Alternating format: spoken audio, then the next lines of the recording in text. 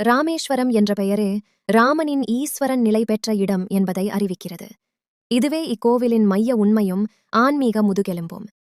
ராமேஸ்வரம் கோவிலின் வரலாறு இராமாயணம் என்ற இம்மகாகாவியத்தை தவிர்த்து பேச முடியாது. லங்கைக்கு செல்லும் முன் தனது அன்பு மனைவி சீதையை மீட்க இராமர் இங்கு தரிசனம் செய்கிறார்.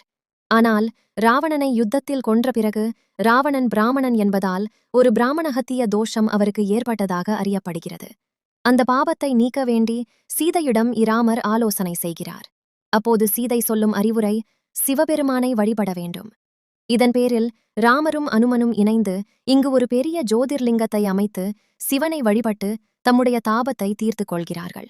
இந்த லிங்கமே இன்று நாம் வணங்கும் ராமநாத லிங்கம், கோவிலின் முக்கிய மூர்த்தி. புராண கதைகளின்படி ராமர் அனுமனை உத்தரவிட்டு வட இந்தியாவிலிருந்து ஒரு லிங்கத்தை கொண்டு வர அனுப்பினார். அனுமன் வடக்கிலிருந்து லிங்கம் கொண்டு வருவதற்குள் பூஜை நேரம் நெருங்கிவிட்டதால் சீதை தாயார் மணல் கொண்டு ஒரு லிங்கத்தை உருவாக்கினார். அந்த மணல் லிங்கமே ராமநேஸ்வர லிங்கம். அனுமன் கொண்டு வந்த லிங்கத்தையும் ராமர் மிக அன்போடு பிரதிஷ்டை செய்தார். அது ஹனுமத் லிங்கம் எனப்படுகிறது. இன்றும் 2 லிங்கங்களும் கோவிலில் வழிபாட்டில் உள்ளன. இந்த புனித தலம் இந்தியாவின் 12 ஜோதிர்லிங்கங்களில் ஒன்றாக மதிக்கப்படுகிறது.